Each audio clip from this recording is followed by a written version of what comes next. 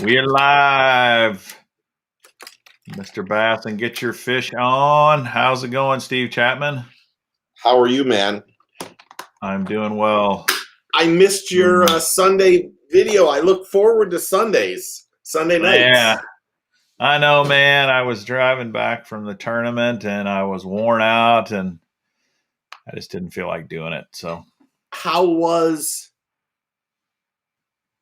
the how well, I here's the thing about tournament fishing I've learned. If you catch fish during a tournament, you should not be upset. Because I have had those times where, man, you just get skunked.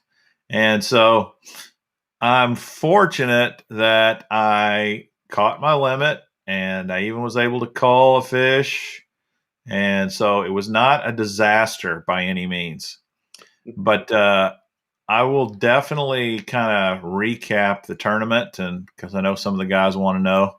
Yeah. And talk about that because it's a pretty special place. And yeah, we got all the regulars in the house. So what made it special? Was it because it was a kayak fishing tournament? What? There's my nephew, Callan. Oh, cool. What up, Callan? That kid can fish.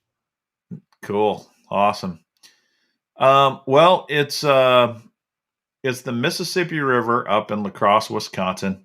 And in that area, there are 3 pools. Basically, what the entire Mississippi River is kind of divided up into these pools from north to south. And in the La Crosse area, there's 3 pools. The La Crosse town proper is in pool 8. Then there's a pool north of that, kind of the Onalaska is the name of the town, I believe, north of that. And then south is pool 9. And so during the tournaments, and you'll see if you watch any of the pro tournaments, they fish in the same areas, pool 7, 8, and 9. So for whatever reason, that's the most popular pools. And they almost always launch out of pool 8. And then to get to pool 7 or to pool 9, you've got to go through a lock, and that takes time. And so there's always some strategery when it comes to the boat tournaments as to whether they're going to lock through to pool 7 or pool 9 or stay in pool 8. Yep. Now, the beauty of a kayak tournament is you can basically go anywhere you want. All you got to do is take your boat out, load it up, and you can drive down to any ramp in pool 9. Oh. So the way kayak tournaments work is any public boat ramp in the legal waters you can launch in. And so I started in pool 8 because I was renting an Airbnb and it was in pool 8 and it was right on the water. So I was like, I don't know this lake at all. May as well just fish right here close to home. Yeah. And it's not very deep. At least, I mean, there are parts that are deep, but there's tons of shallow, marshy water. There's all these sloughs and backwater creeks, and it kind of reminds me of Florida, to tell you the truth. Well, how deep is deep? Tons of grass, and yeah. There's lots of spots where it's a foot deep. Oh, yeah, that's my kind of fishing. Yeah, and then it gets there's a lot of areas that are deeper than that, but many times my paddle could easily touch the bottom. Speaking of paddles, I lost my paddle on the lake. Did you really? Yeah, I don't know what happened to it. I just look up and the thing's gone. Don't they float? Well, I don't know if this one floats or not. It disappeared on me. So you were up the creek without a paddle. Yeah, well, fortunately, my kayak has a trolling motor on it. Oh, okay. But you need a paddle, man. I mean, you just do. There's just so many times. So I had to go buy a paddle How much was a paddle? Well, a super cheap, crappy paddle you can get for about $50. Okay. Did you buy a super cheap, crappy No, paddle? no, No, no. you went. What? How much was the one you bought? It was about 100. Oh, okay, that isn't that bad then, really. The one that I lost was 300. So I had a deal with boat boards years ago, so I have a like $3,500 Boat board? paddle board Wow. in the garage. Wow. But when they sent everything, they sent me like the life vest. That's not a real life vest, but then they sent me like a Oh yeah, yeah. $400 or $500 paddle too. That's carbon Kevlar that weighs like 4 ounces, Oh and my goodness. it was ridiculous. It's ridiculous. My wife needed this Yeah. paddle board, and it's been used once by her. Yeah. Yeah. Yeah, fishing with Gramps. I lost the Bending Branches Pro Angler paddle. Yeah. Painful. Painful. So You know, and I don't know where I lost it. If I've dropped the paddle before accidentally, and you can recover it quickly if you see it. yeah, I never even saw it come yeah. off. So Once it gets on that water, probably if it's glassy, it probably just blends completely in. yeah, yeah. And you're not standing above the water like when we go flat skiing, Right. where you Right. can look down. You're eye level. Yeah, pretty much. Yeah. Yeah. So how was practice? Were you catching fish during practice? Well, uh, kind of. And here's why I say kind of. On the cross, there are guys that they'll say, I caught 100 fish today, and I didn't have any days like that. My best day was maybe 12, 13 fish. And the first day, I just started, fishing, looking for water, looking for fish, just throwing search baits mostly. And I've done a lot of research on the type of baits and lures that work up there. The swim jig is really popular. The chatterbait's popular. Any kind of moving baits, topwater baits. And so I started with the swim jig and the chatterbait, and I didn't get many bites, and I was surprised by that. No, the shad were everywhere. The shad were just busting like crazy everywhere you looked. I mean, there were coves and pockets I'd go back in, and it looked like it was raining. There was just so much shad activity. And of course, when there's that much shad activity, sometimes it's hard to get the bass interested in biting. That may have been part of the problem, but one of the issues, one of the reasons I can't use that as an excuse is that there were other guys who caught plenty of fish in the same environment. So, booster, it is a good idea to secure your paddle with a cord. I don't do that normally, and I paid the price for it. Mm-hmm. And I don't do it because it's just to tether crap. It just drives me crazy having to deal and fight with the tethers. Same with my rods and stuff. I don't tether my rods. That's stupid. I mean, I'll openly admit it. Now, what I do use, I have some of the rod holders though that you can drop them in the rod holder, and then it has like a little cover. You twist the cover, and it basically locks your rod in place so that if you dumped over, it's not going to come out. Yeah. Knock on wood, I've only dumped my boat one time in all the years that I've kayak fished. So I'm not super careless, but I mean, there are times when it's going to happen, and you just got to kind of roll the dice there. So did I catch fish? The first day, I noticed these shad were busting everywhere, and I threw the swim jig around them a lot, and I couldn't get bit. So what I did next was I took an underspin with a little swim bait and tried to throw that in the schools of shad. Now, if you're not familiar with, there may be some guys on here who aren't familiar with shad, and I know there was a time when I didn't know what it was about. But basically, if you go into the water, you'll see that them kind of popping everywhere. They're skittering and popping and hopping everywhere. if it's just a very normal pattern of them doing that, what that tells you is that there's no fish after them. When a fish comes up after them, they go crazy. They start hopping and flying everywhere. And a lot of times you'll even see the fish kind of surface, as they're attacking the bait. So until you see that going on, throwing your lure in a bunch of shad doesn't, you can do it if you want, but it's probably not going to catch you many fish.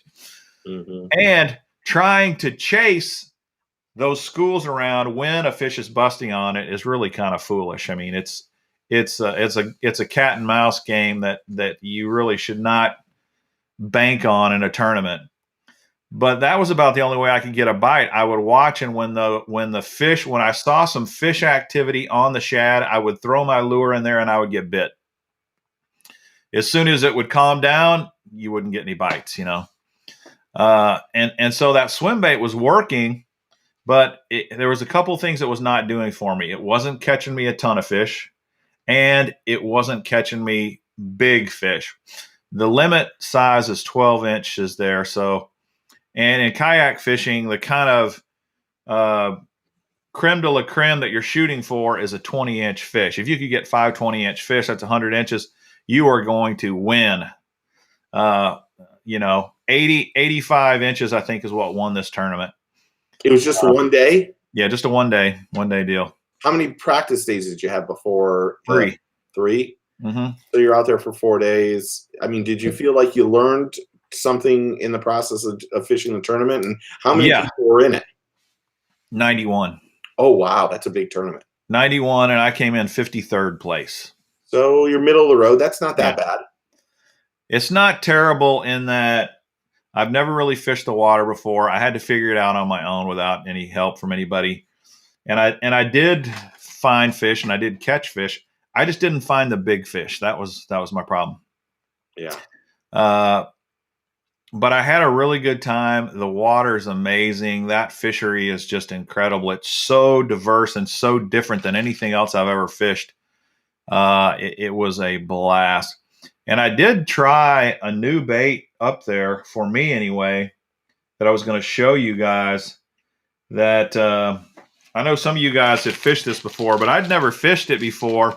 And it caught me my biggest fish on the tournament. Mr. Bass, chasing bass is frustrating when they bust and laugh at you after you move. That's for sure. No doubt. Okay, so check this out. Gary Yamamoto, the Cowboy. How many of you guys have fished with the Cowboy? It's a fairly new bait. I don't know how many years old it is now, but it came out a couple of years ago, maybe. Yeah. I don't know. It's what I would call a fairly new bait, the Cowboy. Probably a year and a half, maybe. Okay, now the Cowboy. This is the Cowboy. This is what the Cowboy looks like. This part of the body right here is the same as the flapping hog, but what's different is they've got these massive crawdad pincher-like things, and you tear them apart like this, and this thing is massive in the water. It really is, and I caught my biggest fish of the tournament on this thing. I put it on a biffle head, and caught. Now I'm just going to show you, compared to some other typical lures, how big this thing is. All right, this is a rage craw. Everybody knows what a rage craw is. They've been around forever. And a rage craw is a relatively large crawdad in the fishing world. Look how it compares to the Cowboy. Yeah. The Cowboy is a lot bigger. Let me show you next to a chigger craw. Chigger craw is also a very well-known crawdad bait. They have two sizes, the 3-inch and the 4-inch. I'll show you the 4-inch, the big boy, compared to the Cowboy. That's what she said. Check that out. Oh yeah. The Cowboy is still enormous, and I don't know of many crawdad style lures that have this big of appendages. I mean, it's huge. Yeah. So pretty cool bait. I was really happy with it on a biffle head, and I'm gonna fish with this a lot more. I really liked it a lot. Yeah, the tail's got great action. Everything moves. That's the key Yeah. to it. Yeah, it doesn't, it's typical Yamamoto stuff. It tears up pretty quick. It doesn't last long, but anyway, it was a very Yeah, still good. well, I was happy that I caught my limit and didn't get skunked. Didn't. What I wish I had done is fished. Let me tell you my strategy. What I ended up doing. So first day I fished pool 8. Second day, I thought I need to explore more of pool 8 because I did. In a kayak you can't cover a ton of water anyway. So the second day I fished in pool 8, and after the second day I said to myself, "Man, I wonder if 7 or 9 is any better because pool 8 has been brutal to me." So that night, I spent a ton of time on the internet, and it looked like there was a lot of people were saying pool 8's good, but 7 and 9 are definitely better. So I started poking around in investigating pool 9, and I said to myself, I'm going to go to pool 9. Several people had told me that sand drops were what you wanted to fish. And I don't know what a sand drop is. Now, I know what a sandy area is near drop offs, right? I mean, that's basically what they're talking about. But I'm not, we don't have sand drops where I live, So in my mind, I'm thinking, okay, well, a sand drop's just got to be sandy spots, big open sandy patches that are near drop offs where there's elevation changes. So I go out to pool 9 with my kayak and I say to myself, I'm going to look for sand drops in pool 9. And if I really start getting bit, then I'll go fish the tournament here. So there's only one problem with trying to locate sand drops on a waterway. You need electronics. Yeah. You need electronics. Now, Jacob, you have Jacob's phone number. yeah, I need to call Jacob. Jacob, hook me up, buddy. Well, I've got a fish finder, and it worked fine the first 2 days. I get on the water, push off the dock, turn my fish finder on, nothing happens. I'm like, what? You got to be kidding me. What's going on here? It's everybody else's fault, too. Yeah, exactly. I knew I charged the battery. I intentionally charged the battery that night, so I knew it wasn't that. I tried everything I could to get that thing going. I go back to the ramp, and sure enough, my fuse is not blown; it's cracked. And I don't know how it got cracked. Who knows? And wouldn't you know, I didn't have a spare fuse with me. So I'm out here in pool 9. It's just full of these little sloughs and backwater areas and creeks and channels. And it's so frigging easy to get lost out there. Oh, yeah. I mean, so easy. So I did have my phone, and I could use my, like a map app on my phone. Mm-hmm. So I thought, well, I'll try that and go out a way. So I fished for half a day out there without any electronics. So there was no way I could locate the sand drops. I couldn't find them. I didn't know where they were. So I just randomly fished, which was, a total waste of time for half a day. And then I said to myself, I have got to go get me a fuse. I got to go get me a fuse for tournament day tomorrow. Yeah. That's a must. Mr. Bass, I just purchased 200 amp hour lithiums, $338 each. Dude, that is a deal. I've got 100 amp hour lithium for my trolling motor. They're great. In fact, I've got the, I think it's called Battleborn. And get this, Steve, I have a little switch on my battery. I flip that switch on, and my phone will connect to the battery, and it will tell me on my phone how well charged my Oh, battery that's is. awesome. Yeah, that's fantastic. I have an optional sponsorship, so I don't worry about batteries. Oh man, that's a great deal. Um, so anyway, I loaded up the kayak, went and got my fuse, got all that fixed, got everything working, and then I was out of practice time. So I said to myself, okay, I could go on tournament day. I could go down to pool 9 and try to find sand drops, not really even know what I'm looking for, or I can spend my tournament fishing pool 8 where I at least caught fish. Mm-hmm. And I said, I'm just about positive this is not going to help me win, but at least I won't fall on my face. At least I'll get a limit. The odds are I'll get a limit, and who knows? I could get lucky. I could land some big fish. You never know. Yeah. So that's what I did. I played it safe. I stayed in pool 8. I did catch fish. In fact, I had my first 3 fish within 30 minutes. So Oh, nice. that was pretty good. I thought, oh man, I'm doing good. I'm doing good. I've already got over half my limit, and it's only 30 minutes in. So that was good. So you'll continue to do more of them? Oh yeah, I'm definitely going to do more of those. It was really, really fun. And that was really my first one. All my other tournaments have always been in boats, mostly as co-anglers. I mean, I have done some club tournaments and stuff as myself out of my boat. But I like having control of the water. I like going and finding my own fish. And I like the one thing I like about kayak tournaments that I really don't like about boat tournaments is I hate takeoff in the morning. Oh gosh, yeah. With all the crowds and trying to and the parking nightmares and trying to get all your tackle to the right boat, and there's just tons of headaches.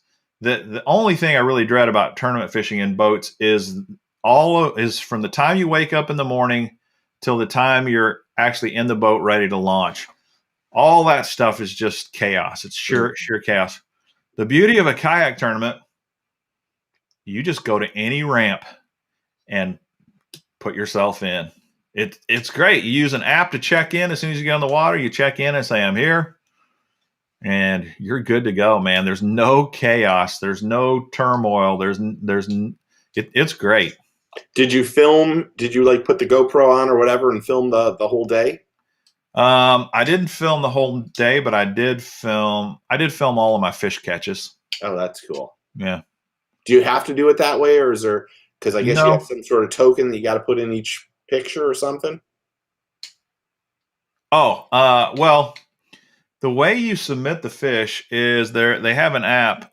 There's 2 different major apps out there. There's one called Fishing Chaos, and there's another one called TourneyX. Mm-hmm. And whichever tournament circuit you're fishing with, they will tell you have to use TourneyX or whatever. So in this case, it was a TourneyX tournament. You go to the TourneyX website, you find the tournament, you click in and check in, and then if you have paid, you'll have access, you'll have authorization to get in. And then all you do is every time you catch a fish, you go to the app, you take a picture of the fish in the app and on your measuring board. And then there's a place where you enter how big the fish is. So like if I had a 15-inch fish, I would take a picture of it on the board so that you could see it's 15 inches long. And then I actually enter 15 inches. Mm-hmm. And then you submit. And then when it goes to them, they open it up and they verify that the fish really is 15 inches. Yeah. And they also, there's the fence, the fish's mouth has to be touching the fence, and the fish's mouth has to be closed. And, there's all these things. They verify all that is, and if it all checks out, they enter it and you're good to go. We have a tournament coming up starting next month. We've done it for 14, 15 years. We call it the Shad and Crappie Derby because the shad start to run here maybe the middle of January, and they're just so much fun to go use little shad flies or whatever, and they get 20. If you get a 20, 21 incher, you're in good shape for the year. Oh yeah. But you get the specs or crappie, whatever you want to say, and you have to take a picture, have the closed mouth, it's the same kind of thing. But a lot of kayak fishermen do it. So it's really positive, and it's a free tournament for like 4.5 months. And everybody, and they usually have some pretty good prizes for the people. They used to have a division for pros, and because I did a radio show, I had to be in the pro category. Oh, really? That just stinks. So I like fished for one weekend, and then I was like, I'm not tournament like guides that are out there every day. I'm like, I'm not going to beat them. Yeah. Crazy. It's funny you were talking about how there were all those shad in that area. Yeah.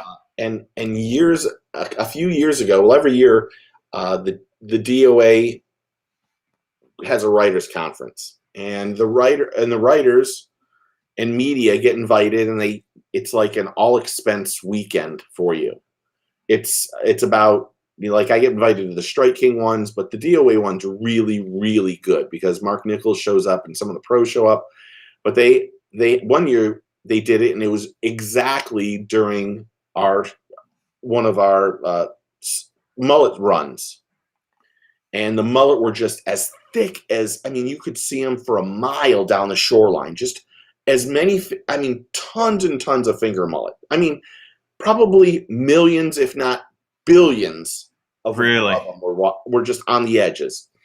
So in this writers conference, they have a day that it's a tournament day, and I'm like, I'm not really into the tournament, but Mark is like, you got to go do it, and everyone has to use DOA lures. So they have piles of them for everyone to just go, okay, I want 50 of these, I want 10 of these. So I'm watching all of it, and I'm like, okay, I just want. Everyone's taking, like, because they know it's the mullet run, they're like taking all of the mullet, anything that's a swim bait, and then there's. Yeah. I can't even tell you how many people are not grabbing the shrimp, and I'm like, what? There's like 40 of us. I'm like, I can tell you right now, I am only throwing a shrimp. So I get on this boat with this guy and another writer, and I proceed to, and I'm not joking, put on a physical clinic on how to cast, how to catch fish, and guy, it was unbelievable. The guy. I get on the boat, and the guy's like, what are you going to throw on? I'm like, I'm going to throw a shrimp. He's like, it's the mullet run. I'm like, look, all I'm going to try to do, and this is what I was going to tell you, was try to be something different than what all these fish are seeing. Yeah. They're seeing a ton of mullet go by. Maybe what they're going to pick up on is that everyone always says match the hatch, but occasionally you need to do something a lot different. Yes. So I think when we came back in, I think, and I could be wrong, and I'm trying not to over-exaggerate, I think I beat second by 57 fish. And I came in, you just like, crushed them on the shrimp. I caught tarpon, I caught snook, I caught jacks, trout, redfish. It was just like the super day. And to make matters worse, the guy that was with me in the boat, I won't mention his name because I know he watches, and I know he's watching right now. He caught like 3 fish all day, and I was like, I'm going to just say his name, Ron, just use one of my shrimp. And he's like, no, it isn't going to work. And then after I had caught so many, he was like, how many did you have? I'm like, I only took 3 with me for the whole day. And he's like, just give me one. And he only caught 3 fish for the whole day. It was like something magical happened. But and of course I was going against all these guys that were pros and Blair Wiggins and all these Shimano people. And it was just like, it was wonderful. But then I came in, and I'm like, I felt bad for like destroying everybody. Everyone kept coming over to me. What did you do wrong? Like, I used a shrimp really slow.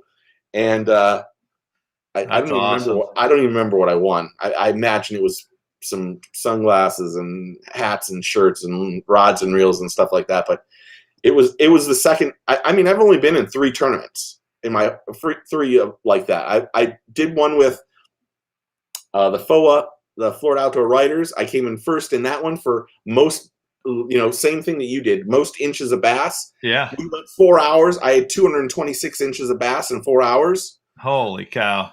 So I won first place on that. And then I came in second place in like a paying tournament on Lake Toho. And I said to the guy that I went with, I said, look, we need to go right here. And he's like, why? And I'm like, I fished here with Scott Martin. There's two giant trees. If I can get my like perpendicular, I can find these trees because we didn't have electronics. I know where we should be. And we just sat on the trees and just yanked them out. We came in second place and we won like $1,500. Dude, maybe you should start tournament fishing.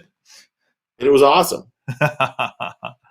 So let's see. Let's answer some of the comments here.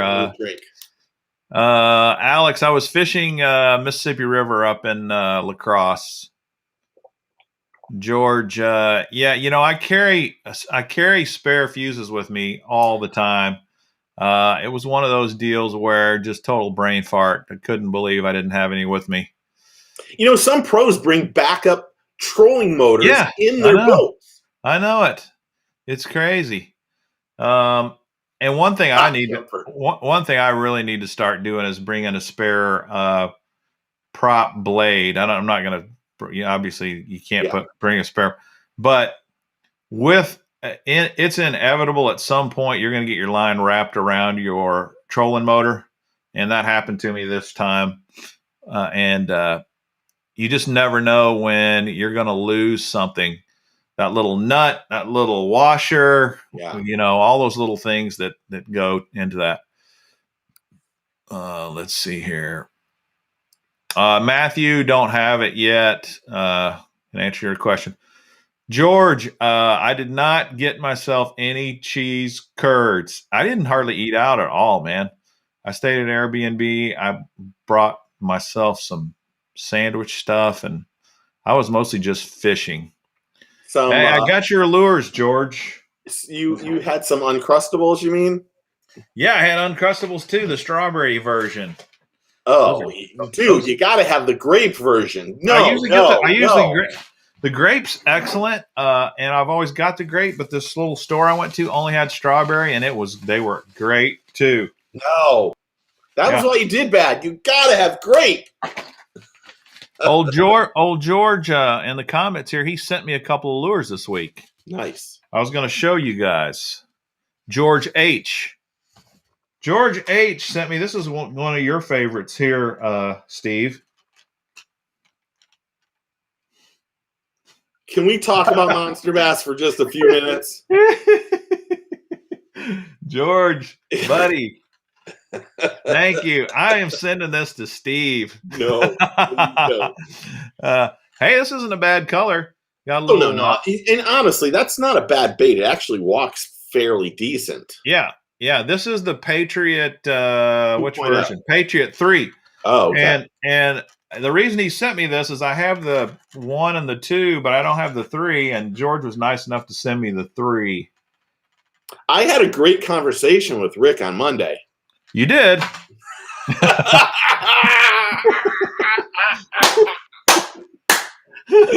Oh, I wish I could say the thing that I was told. I can tell you, after our conversation, their website has changed. It now says every month you'll receive the best baits for your area of the country where you fish. Instead of saying we put the best baits on the market in your box. Awesome. So he obviously listened to me. Hats off to Rick. Good. But that was one of my many few things. And to say, I appreciate everyone. I just need to make this very clear. I appreciate everyone watching the videos and just getting an honest opinion of what my thoughts are. There's a little people. I've had only one person, B Nuts or whatever his name is, Lame Nuts or whatever his name is, question where I am in the grand scheme of the industry. And really what it comes down to is that I've been in this industry for 26 years. I used to do a bunch of stuff for other marketing people, for companies, all these people. And I did that video, and I had 5 companies reach out to me and a ton of pro staff from Monster Bass. And while I appreciate everyone listening to it, you guys need to make up your mind on if you want to do be in Monster Bass or you don't. That okay, is up to you.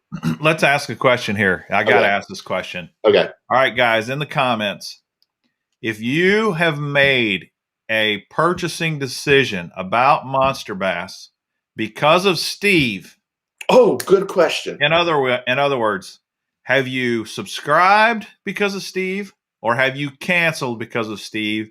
Put in the comments. Now, be as honest as possible. If not, perfect. But this is a scientific experiment here. We're trying to find out how much he's influenced you guys.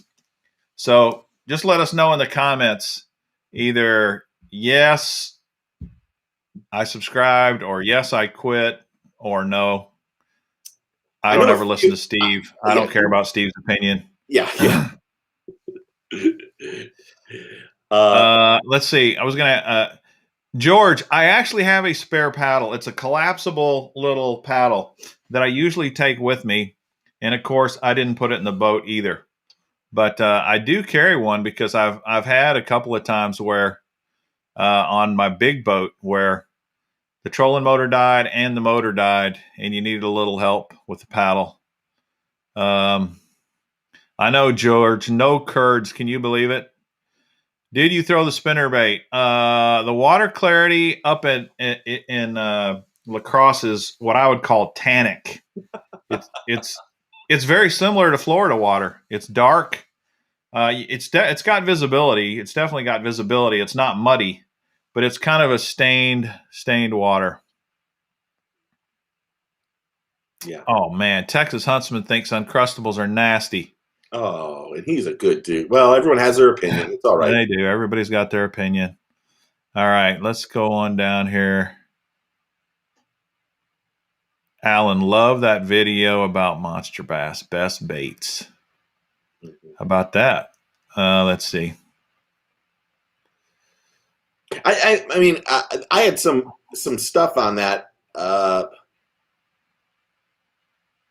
I'm just curious as to why most of their pros are sponsored by other companies. Is it loyally sold that easily? I think a lot of people are looking for something for nothing. I mean, if you can get a discount on one of the Monster Bass bags, then good for you.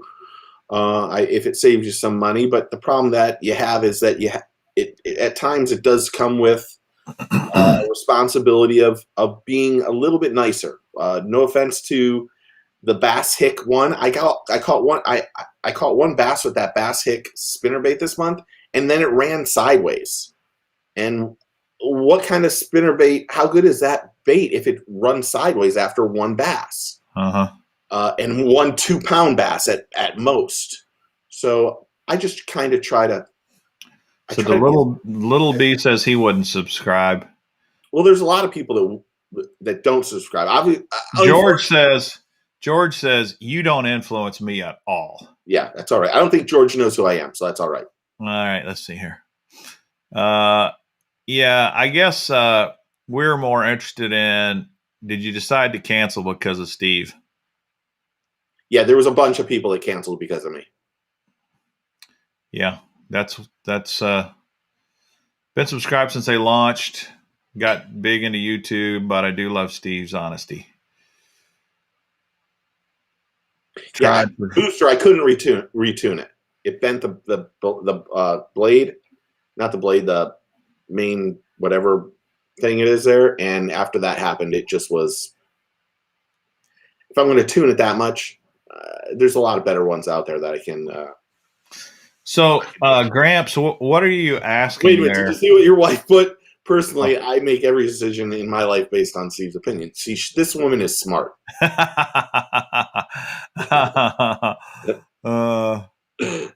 Hey, Fisherman 83, good to see you.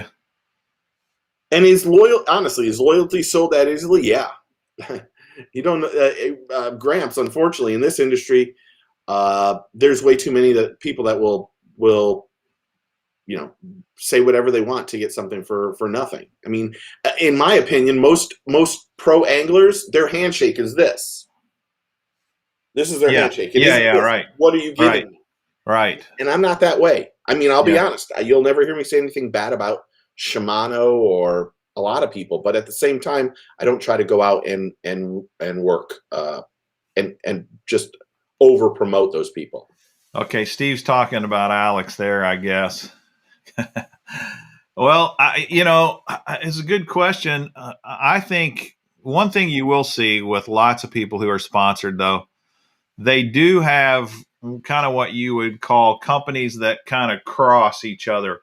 So I think in some ways it's unrealistic to say I'm going to be sponsored by Monster Bass, but I won't be sponsored by anybody else. Now, I do get it if you were to say, I want a full Monster Bass sponsorship from, and I also want to be sponsored by a bunch of other Lucky and Mystery and all the others as Yeah. that would be a conflict. Yeah, you can't do that. Yeah. And I don't think anyone really probably does that. I know. Yeah. There's also a difference between, identify what sponsorship is, because listen, I'm telling you, I don't consider being a team member being sponsored. There are so many companies out there who literally they look at you as a means to sell product to you in addition to and they don't really care if you and I'm not saying Monster Bass is this way. I'm just saying like for example, there are companies out there who will literally put 100,000 people on their pro staff in order to get them to buy their product. And what do they get? What do they get for being on that pro staff? They get a discount, and I'm talking very, very small discount.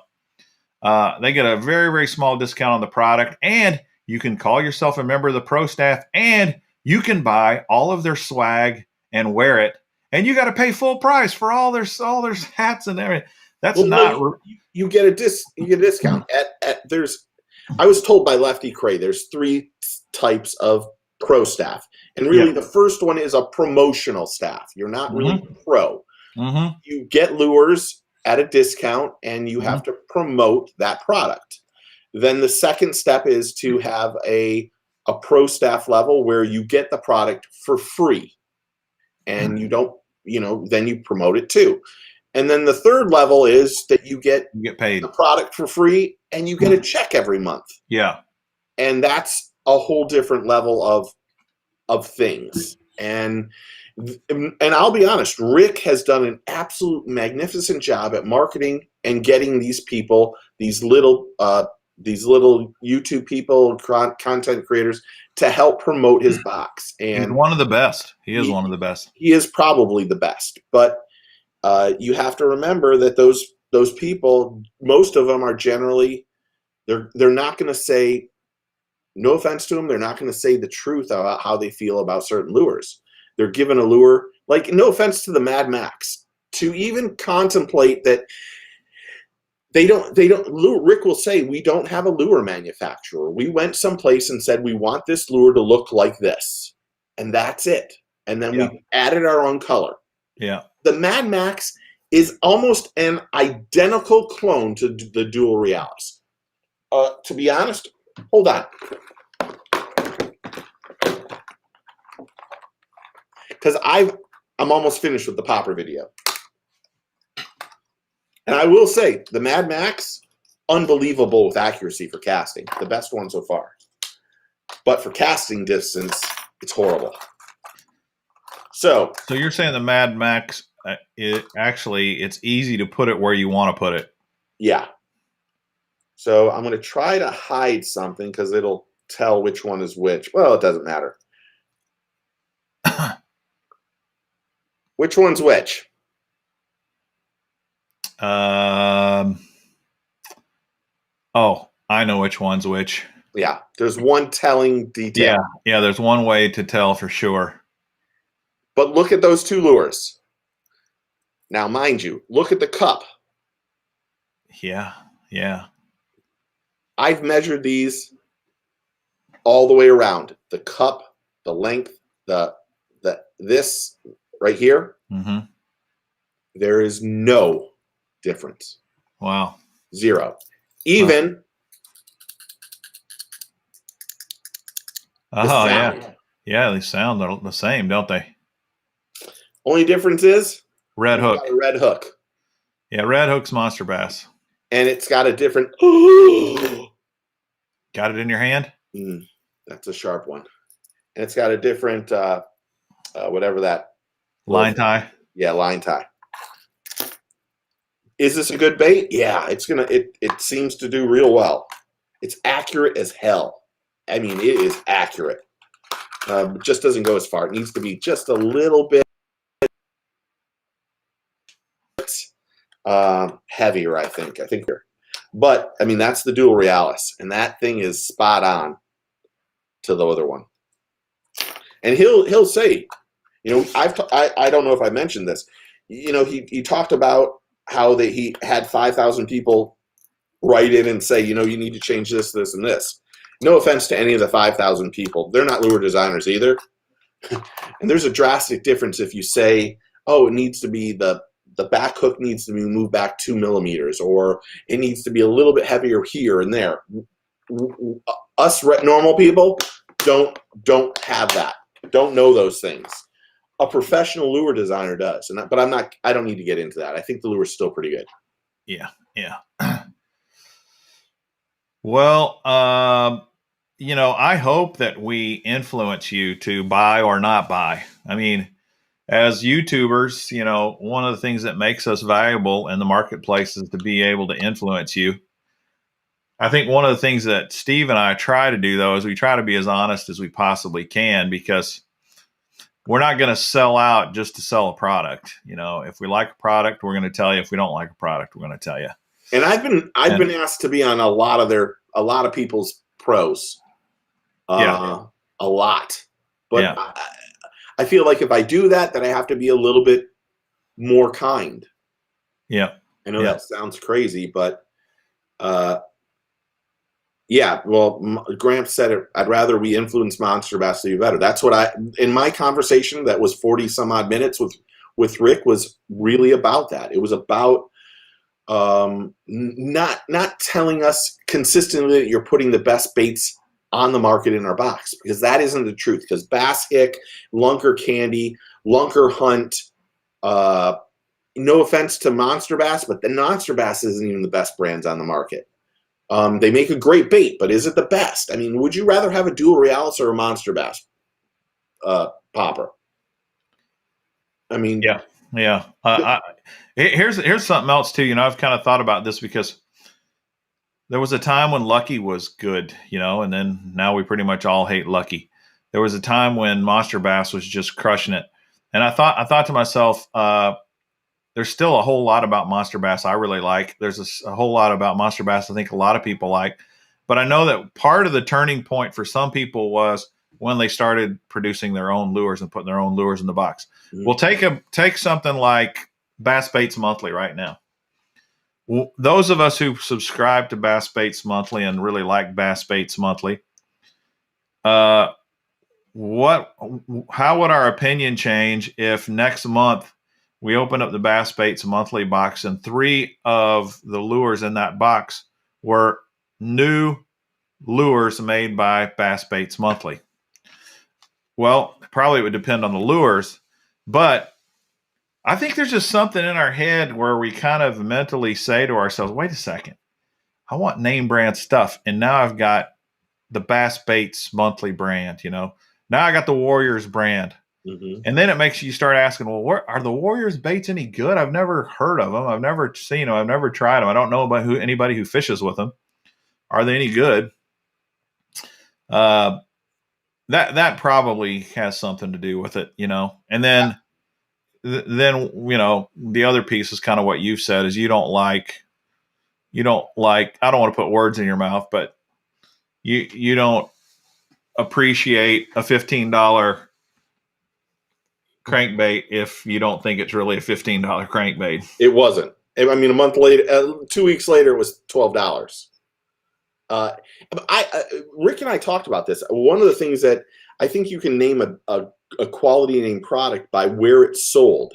I mean, some places are only. I understand some things are only sold on their own website, but Mm-hmm. in most of these cases, these baits are not even sold on their own website. They're sold through the Monster Bass website. Yeah, They're yeah, not sold on Tackle Warehouse yeah. or those kind of places. And I think that's where you get the whole thing of, is it really a quality product? And that last bag, I mean, I went through it. I think I had, like, of the year this year, I had 23 baits that I just didn't know who they were. And I'm not saying I'm not going to know anybody, because look at me, I didn't know Robo Worm. But I mean, there's going to be You some I don't shouldn't know, admit that. You shouldn't admit that very often. but we're consistently getting the and the other one. So I, I have 1 month left of Monster Bass left. I'm hoping that as he keeps telling me, next year is going to be a whole different year for them. They've got great ideas and a whole bunch of stuff that they have coming out. And if I have to resubscribe, I'll resubscribe. But at this point in time, it's just not for me.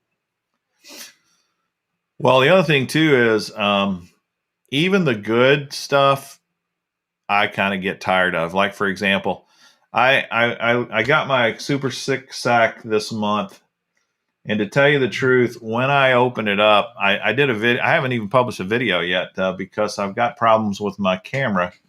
I've recorded my entire video, and then my SD card won't download. But I'm going through the Super Six Sack, which every lure in it is fantastic. There's nothing wrong with the lure. Here's what's wrong with it, though. I've already got 10 of every single lure in this bag. That's why I don't subscribe to Sixth Sense. They don't have, they've got more variety, and for some reason, they're not putting enough variety in the sacks. And that's probably a financial decision, to be my guess. But I don't need any more Crush 25s or Crush Mini 25Xs. They've given me 100 of those things this year. And I'm just almost to the point where Sixth Sense is kind of boring to open. Now, when they went through and they were giving out Axis 2.0s and stuff, I was happy about that because that was new. But I don't know. It's variety's a good deal, especially when you're buying something every single month, Well, Sixth Sense can't make that many lures in 1 year to even get that. And in here recently, their Crush, I think isn't that one Crush? Isn't that it? Hold on. Dude, go to their website. Go to their website, though, and go to the website. And at the top, they have this banner that says hard bait, soft plastics, Vega Frog. Just scroll over hard baits. There's 50 lures there at least. Plus they've got the frogs. Plus they've got the jigs. Plus they've got their soft plastics. They could mix it up more. Like, for example, soft plastics, the Flush 5.2 soft jerkbait. I've never gotten one of those in a Super Six Sack. It's a beautiful bait too. I've never gotten a Whale 4.5 swim bait. Beautiful bait too. I've never gotten the Hogwalla. They always give you either the prawn or the stroker craw. That's all they ever give you. That might have a lot to do with what they get in. I know they've had issues getting lures in recently. Yeah. Yeah. The same with the worms. They put the Ned Fry in there, the Clout, the Divine Shaky Worm, but I've never gotten a Ridge Worm ever. Not ever. What is going on with those guys? And maybe that's what it is, And the same thing, I could go down the list of their. I've only gotten a jerkbait one time. You know how many jerkbaits they make? They make the Provoke 106, the Hyper Jerk 70, the Hyper Jerk 70 SW. They make a Hyper Jerk Topwater. They've got multiple jerk baits. I've only gotten one in all the time I've subscribed with those guys. The flush, that flush and the whale, those are great baits. Those were one of my two favorite baits that they had come out last year. I was when they came out and sent them to me, I started fishing them. They just float perfectly and they glide so nicely in the water that it's nice. Yeah, well, I wouldn't know because it's never come in my sack. Look, you get those beautiful bags every month. That's a great thing. Yeah, that fantastic felt bag. What a freaking! I mean, I've already said about the felt bags. What a crock! I mean, maybe the felt bag could be used for something. If you got a good suggestion for the felt bag, put it in the comments because I got 300 of them. I got to figure out what to do with those things. And you're the king of subscription boxes. I know. I'm about to change all that. It's hard to do. Luis. Put your Crown Royal in it. Yeah. Yeah, but anyway, Rick and I had a great conversation. Well, it's like a Crown Royal bag. It does look like a Crown Royal. Quilt. Make a quilt. You're right. Lear Home Inspection Services. I could make a 6 cents quilt. I'm in quilt country, man. The biggest quilt company in the world is in my part of the town. It's called Missouri Star Quilt Company. I ought to take them in there and say, hey, could you guys make me a quilt? A 6 cent Super 6 sack quilt. And make it in the shape of a big 6. Yeah. Yeah. Yeah, funny. Condo, Steve. Yeah. Well, it was fun. We were going to talk about fall transition of baits. I mean, I don't know. Just out of curiosity, how much more time do you have till it gets so cold that you can't fish up there? Oh, it varies, but it'll be probably December. Oh, okay. Yeah. End of December. In fact, last year I fished all the way to the end of the year, and I even had some days in January I could fish. Oh, nice. Yeah. We haven't seen the fall weather yet down here. It's gotten a little bit cooler, but a little bit cooler means it's only 92 in the afternoon at swimming. So I don't know if that's that much cooler, but I know this time of year is when the fishing for me, as crazy as this might sound, actually gets a little bit tougher. Honeybee's got a good idea too, man. Where's Honeybee? I didn't see that one. I just put it on the screen. Yeah. Get a tailored suit or maybe some tailored pants. Make something for the wifey that's a little skimpily outdone and 6 cents all over. Hey now. Oh man, yeah. Oh man, you don't understand my sewing skills apparently. I'd have to have her make it for me. Yeah. I didn't see it now. Like sixth wouldn't be it'd be upside down 6 and a T backwards or H backwards or something. T backwards, the same thing. Yeah. Well, Gregory, where are you fishing your tournament at? Oh, so let me tell you what won the tournament. Because at La Crosse, everybody's throwing swim jigs, everybody's throwing chatterbaits, and the guy that won it was throwing a chartreuse spinnerbait, I believe is what he said, and a weightless Cinco. I thought, man, Steve Chapman. I mean, you could have won that. You could have won that tournament. It was won on a Cinco. I catch grief for that. While I love a Cinco, the first thing I put on is a chatterbait. You know that. I love a chatterbait. Yeah. I think it's Knox that's in here. I'm not sure. I thought I saw maybe but yeah, I think I think when fishing gets tough that you got to put on a Cinco or a like I weight my Cincos and because I want the weight to sink a little bit fast. I want it to sink faster instead of hover down. So it's one of those. And it really takes time. Look at Frank.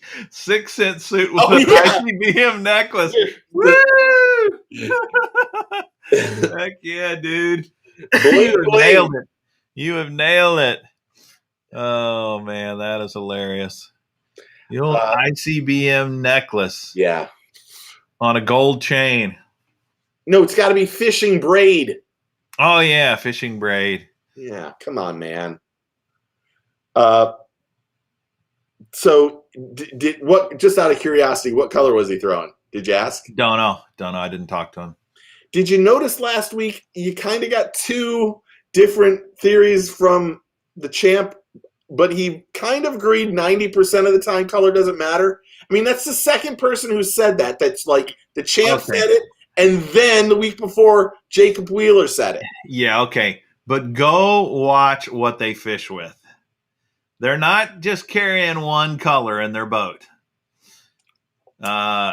So, yeah, whatever. I totally agree with him. Probably 80% of the colors out there. All right, 90% of the colors then are really for the fishermen, but they're all throwing. They've all got shad colors. They've all got natural colors. They've all got dark colors. At a minimum, they've got that. Yeah, and everyone. To be honest, everyone has their favorites. Oh man, Booster, you're right. The cycle bait loops would make a fantastic necklace that you could then hang the ICBM on. Yeah, buddy. You'd have to buy a lot of cycle baits to get enough loops, though.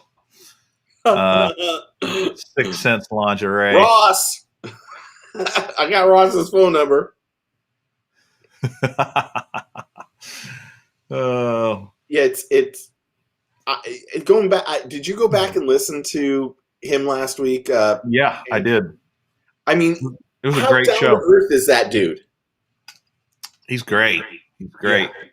Yeah. I tell you what, though, I went back and listened to Bill Lowen again too, and his was a really good show. Yeah, Bill's just a really good dude. That you can't get some better people. And really, you want to you're going to quickly find out that a lot of the people that come on here, I'm going to say, are really good people, and the people that we don't have on here, there's a reason why we don't have them on here. Yeah, right. You know, it is what it is. Yeah, well, the guy that was supposed to come on tonight, we've been having a tough time with him, but it's just because he's so busy, he's so popular. You want to know what he and I talked on Monday, and he kind of hinted that we're on too late. Oh. And I thought, well, maybe we could pre-record it. Yeah, maybe we should do that with him. You know, like maybe we should do like 10 a.m. Yeah, he didn't come out and say it, but he did say it, and it didn't really register till I started thinking about it this morning, and 6 cents long. I was like, oh, maybe that's what he wants.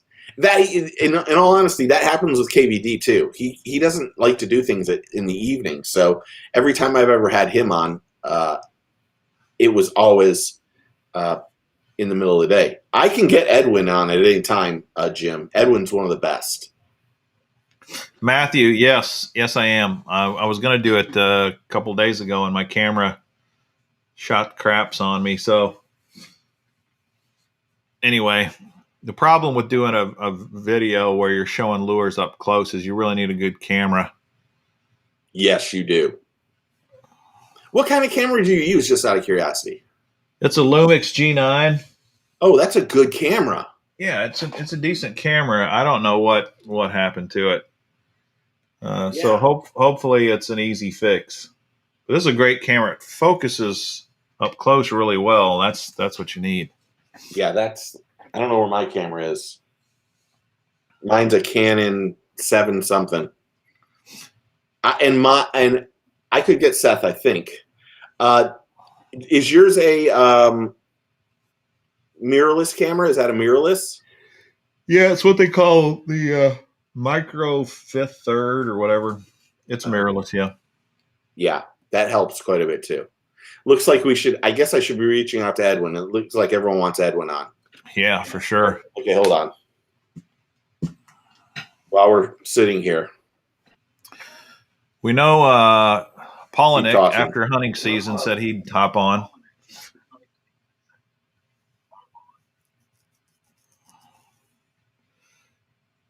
6-cent suit, Power Pro braid necklace, ICBM charm with cycled bait earrings. Can't get more fancy than that. That's true, Frank. That is a great point. Oh, Matt Robertson, we could get him. Matt's a great dude. Matt's got like unbelievable energy. That's like Kyle Welcher. Honestly, Kyle Welcher is another dude that just is really great. Matt and Kyle, I have both those guys on. Seth, I don't know if I have Seth's phone number. Now you're making me look it up, Seth. No, I don't have Seth's phone number, so I would have to reach out to him. But I did just email Edwin for us, or text Perfect. Edwin. Great. And he's one of the nicest guys. Actually, if we have him on, we should ask Duke to come on, Cousin Ken to come on too, because those two, like, they butt heads. Oh my God, it's great to listen to. Over what? Oh no, they're so close and so good, such good friends that they always busting each other's chops. Gotcha. Cool. Well, I don't want to tell that story. I've been on the bad end of the two of them beating me up at a Bassmaster Classic one day. Wow. So it was crazy. I don't know Pam, but we could look her up for sure. It'd be nice to have a woman on here. It's nice to see some of these women. There's been a couple of women on the chat today. I'd like to see that, other than your wife. Here's another wife on there too. Here's another cool bait George sent me. Have you ever tried this? The Chase Baits prop? Yeah. Prop. Yeah. That's a beast bait. It is a beast, man. Look at that thing. This is a bluegill color. Red ear is called as a color. That the guys at Chase Baits live right down not too far from me. And when I had the radio show on, they used to come on about once a year. So usually when they have new stuff come out, they're really good about sending it to me. They have a group that works overseas, and then they have a USA group, and they're really, really good people. Really, really good people. All the Chase Bait stuff I've fished with has been great too. I've never had any issues with their stuff, but I've never fished this one. Yeah, it's a big one, man. It's got this little propeller in there. Yeah. Like a buzzbait jointed plastic. It's fairly noisy too. Yeah, Chase Baits makes some of the new stuff from Chase Baits that came out this year, the paddle tail and a couple of the other ones, have been are really good baits. Really, really good baits. I've done a couple closer looks recently, and I thought I had some other stuff from them, but I don't even know what I have, to be honest. Some of this stuff there's so much of it, man. There's so much of the crap over here. But Chase Baits, they're good people, good guys. Cool. Can't throw that on your spinning rod. Yeah, that's true. Gregory, I have a Shimano DC Corrado, and I have the Shimano SLX DC. I throw those things all the time. Yeah, those are great great reels. I should mention recently, completely true story. So there's different groups of Thomas's, and maybe I mentioned this. There's different groups of kids that swim in Thomas's swim club. So there's Thomas's in a gold group, and then there's, when they do so well, they go into, when they get into 9th grade, they join the seniors group. And I found out that there was a group of 4 kids that are great swimmers and used to be with Thomas years ago, that started on Saturdays going fishing after swimming. And I said to one of them's name's Charlie, who I just think the world of, and his mom and dad are beautiful people. His dad's a firefighter, and they do all sorts. His mom's works for the school board, and she's a counselor. So I mean, they have a great family. I mean, great family. And I said to Charlie, I said, "What do you go fishing? Where do you fish?" And he goes, "Well, we go over here, but we don't do very well because, we got kind of crappy gear." And I'm like, "What? No, I cannot have this." So the next day, I called his mom and I said, "Is it all right if I give Charlie a rod and a reel. And she's like, are you joking me? I'm like, I would like to give him a good rod and reel so he can learn how to fish better. So I had just gotten some stuff in, and I brought up a brand new rod, really expensive rod, and I brought up a Shimano Stratic 2500 reel, brought him line and everything else. And when I got up, I brought 2 rods with me. And I was like, well, tell me which rod you think you'd like. One was like an 8-foot and the other one was like 7'6". And I told him, I said, look, if you're just starting off, maybe the 7'6" is going to be a little bit better for you, a little more control. It's got a little more backbone, blah, blah, blah. And he's like, okay, I'll take whatever you want, Mr. Steve. I'm like, you don't have to call me Mr. Steve. Gave him this. His buddy hops out and he's like, oh my God, his name, Danzel, who's like one of the best breaststrokers in the country. And he's like, I've been using an ugly stick. I'm like, not anymore. You just got this brand new. 2 kids hop out of the pool, and I had nothing for them. And I'm like, oh my gosh, I didn't know there were 4 of you fishing. So I'm like, and I brought a big bag of stuff, all sorts of stuff. So then the next day I brought, I said to one of the guys, I said, what do you want? What do you want? And he's like, oh, I really want to learn. Oh, first off, he goes, oh, I love your channel. So then I'm like, okay, just tell me what you want. You'll get whatever you want. So then he goes, I really want to learn how to throw a bait caster. So I'm like, oh, you want to know? I got an extra SLX. I'll give you a rod. Put it on a castaway rod, a heavier duty castaway Todd Faircloth rod. Gave him that. And then the other kid, he just needed a reel because his dad gave him a good rod. I gave him a Shimano Stratic reel too. All in a matter of like 3 days. Dang. I say take a kid fishing. I'm putting the kids in fishing. Those kids scored. Yeah, it was really good. That's awesome. These are great kids, so I'm so happy that they're out there fishing. It just makes my whole day feel so much better. Yeah, it's pretty fun. Yeah. Greg, the Trace is a swim bait. It's a 6-inch swim bait, but it's only about an ounce and a half in weight. You don't need a big, huge specialty swim bait rod for that thing. No. All you need is a longer, heavy action rod, and you want it with a fast tip. You probably don't want an extra fast tip. There it is. But you don't need to go out and buy a big fancy swim bait rod and reel yet. I wouldn't do that. Whatever your heaviest rod is, fish it with that for a while. And if you really get into it and you're like, oh, I love this, I'm going to buy more and more swim baits, then maybe think about a swim bait rod. But those are not heavy swim baits at all. Yeah, it helps to have a heavier rod, but in all honesty, you can get away with something that's a faster action, decent. Frog stick, honey, yeah. Mr. B's honey, a frog and rod would work just fine. Yeah. And Booster, if you come down, I'll give you whatever I have. There's stuff over there already. I actually wanted to give Charlie a Vanford reel, and then I was like, where do I want to give him the new Vanford, or do I want to give him the new Stratic? And he's like, well, I'm going to do a saltwater fish. I'm like, you need the Stratic. Yeah. And then in the back of my brain, I'm like, oh, I'm a horrible person. I should just give him the Vanford. I have this extra one. And then I'm like, but then I was like, okay. And then today he came over because they had swim meet today, and I went to watch the swim meet. And he says, oh, I screwed up the rod. I go, what do you mean you screwed it up? He goes, I put the line on backwards. I'm like, why would you use mono? I told you to use the braid. So I told him, I said, just bring it tomorrow and I'll spool it for you. Cool. So can we briefly? Yeah. No, Gregory, if you have a rod that says 5/8, that's too light of a rod. Yeah. You do not want to throw an ounce and a half lure on a rod can only handle 5/8 of an ounce. Mm. That you're going to be breaking guides off, and you're not going to be happy. Yeah, you're not going to be happy.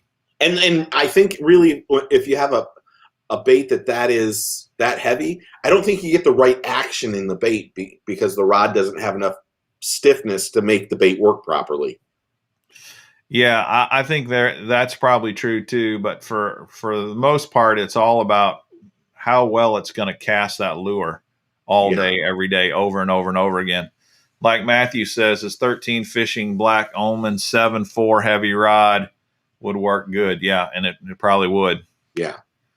But you can buy too heavy of a rod. Don't go out and buy a super mega heavy Yeah. swim bait rod that's made to throw a 10-ounce swim bait, because it's going to have no ability to really hurl a 1.5-ounce lure. You're just gonna be frustrated with it. Did you see Yeah, Fishing the yeah. Southeast got a new What? Megabass rod and try it as he's sitting that Megabass makes a great everything Megabass is good. I wouldn't Sure. say anything negative about Megabass. Yeah, I mean, I agree. Matthew's got it, Greg. Though, get you a rod that is good for about up to 2 ounces, and then you'd be fine. yeah. Did you happen to see my video, The Turtle? No. So the other day I left.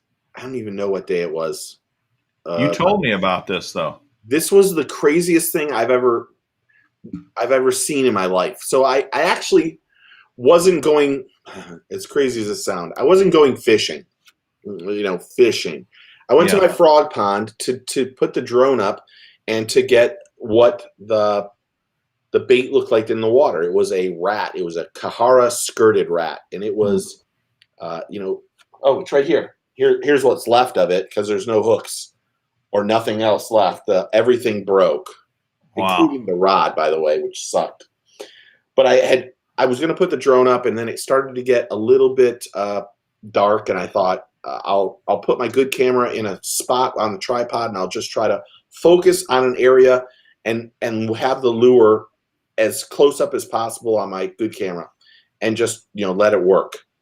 So I made one cast, and it was just a horrible cast, and I'm like, oh, this, obviously it isn't me, it's the bait. So I complained in my head about the bait because it wasn't in the in the camera view. So then the very next cast I cast, and it was perfect. It was right next to the clump of grass, and it was going to come right through here, and I had focused in right where I was. So I started chugging it, and I could see it just going like not really making big wide ones, but kind of going like this. Okay. And then out of nowhere, I could see this wake coming from behind the bait, like a wake of like 2, 3, 4 inches. Oh, so man. Instantly I slowed down. I'm like, oh, I got a giant coming. Oh, there is a giant bass coming for this thing. So I twitched it 1 or 2 times, then out of nowhere, you just hear the slurp. And as soon as it slurped, I just put the wood to this thing. I mean, and then I drag. If it wasn't, the video is only in 1 minute because I only did a short. I should have put the drag. Just started screaming. Really? Like, holy cow! So, of all things, I do one of these bits. Look to make sure the camera's in the right spot real fast. Yeah. And then lift my rod up and start turning the drag. It's on a spinning reel. It's on a Vanford 2500. And I'm almost locking it down, but it's just screaming off. And I'm like, what in the hell? So I set the hook again, and then I felt like, oh, I got it. I got the fish's face turned. So much, I think. Mm-hmm. So then as it does it, out of nowhere, then the drag just goes, vroom, vroom, vroom, vroom. And I'm like, holy, what's going on here? What is this thing? So then, it wasn't like a normal bass. Bass bites and it kind of rolls over after a few minutes in most cases. But the fish, well, the turtle never jumped out of the water, obviously. So the fish went straight down into the weeds. So now I'm like, you gotta be joking me. And there's a couple swear words, and not really bad swear words, but I'm like, shit, don't go in the weeds, don't go in the weeds. And now I'm talking to the stupid rod and everything. There's nobody around. I'm having a whole conversation on what's going on. And it just keeps diving down. And I'm like, every time it dives down, the drag is just like, it's just coming out. So then I'm like, I'm locking this thing down. So I locked it down. And then it started taking more line. I'm like, what in the hell is going on here? So now it got about 15 feet. So I'm with my left hand, I'm adjusting the camera to hopefully catch where this fish is going to jump. Yeah. No, it isn't a fish. And then it gets just stuck in the weeds. And I'm like, okay, I'm going in after it. Because whatever this fish is, I'm getting this fish. Then out of nowhere, it took more drag. And as it took more drag, I was able to pull it through that clump of grass that was about 15 feet from me. Yeah. And then as it got a little bit closer, I'm in the water, by the way, now at this point in time. And as it gets a little bit closer, I see this like black thing just go out of the water. I'm like, what the hell is that? So now I grab the camera, point it directly down. Now it gets about, I don't want to exaggerate here. It might have got 2.5 or 3 feet. To pull it up, all I see is this giant snapping turtle with the nose is going down and it's facing me. Yeah. And it trying to like backpedal kind of sort of somewhat. And now a little came out of me because I got really scared. And I'm like, oh my gosh. Because I'm like, I've never heard of I mean, I know they bite, they go after baits, but I've never seen a turtle go after a topwater bait while it's moving that isn't even scenting. It isn't even scented. So I start to lift it up, and then out of nowhere, now I'm doing this, and I'm fighting. The rod snaps, goes whack, hits me like right here. My teeth, it busts like underneath my lip, makes me start bleeding. Oh my goodness. And then as soon as that happened, it hit me, and then it must have had enough pressure on it that it just there's no hooks left. It just, the hooks are in that fish's face. I swear to you. At some point in time when I'm not so embarrassed, I will put the whole video online of the whole everything that I say and how scared I get, and it was so funny to me. And then as it happened, the people that I go, that's the frog pond. They said they heard me screaming up like a quarter mile away when it happened, and they're like, "We thought you had a girl down there with you." I'm like, "What are you talking about?" They go, "We've never heard anyone with such a high pitched sound that came out of their mouth." And I was like, "Oh my gosh!" Crazy. And then I drove up, and they're like, "What's wrong with you?" They're like, "Why do you have this mark all the way across your face?" The rod broke and slapped me in the face. That is crazy. But it was just too funny, man. It was. I laughed, and then I thought, man, this is just my luck. Booster, I've had the same thing happen. Caught some really big frogs on topwater.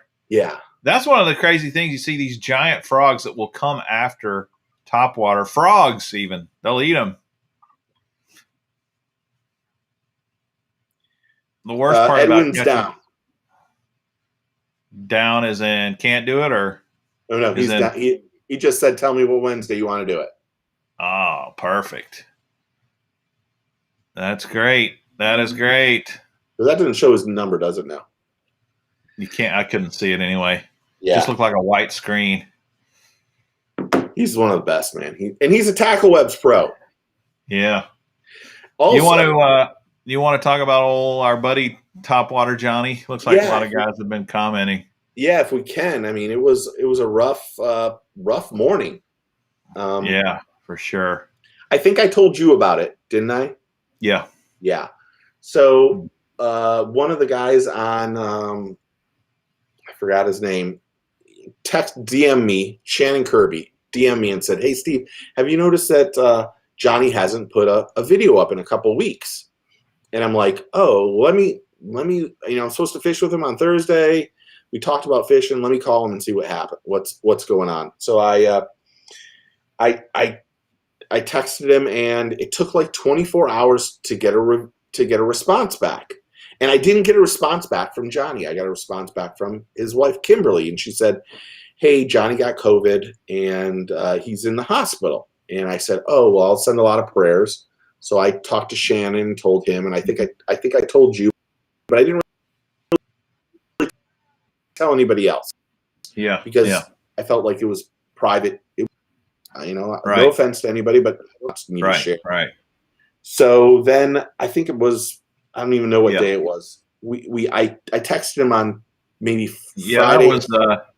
That was probably Wednesday. about 4 days ago or so. It seemed like that you told me about it. Yeah, and so then on Saturday I texted, hey, how's it going? Any updates? And she said, Johnny is hopefully going to recover and he's looking forward to go fishing with you. I'm like, cool. Tell him let's meet next Thursday if it all works out, and let's go to the pond we go to. So she's like, yeah, he's really, really. So I'm like, cool. So then Saturday, Sunday, I don't even know what day it was, I got a text saying, hey, Johnny's gotten a little worse and he's going to ICU. And at that point in time, I'll be honest, I was a little scared. I was really scared. I talked to my wife about it, and she said, look, if he's going in there, they're going to give him a bunch of steroids and a bunch of stuff, and hopefully everything works out. And then I didn't hear anything Monday or Tuesday, and then this morning, really early, I got a phone call from his wife, Kimberly, and she had said Topwater Johnny had passed away. And it was kind of more or less like, wow, this is really weird. This is really weird. Yeah.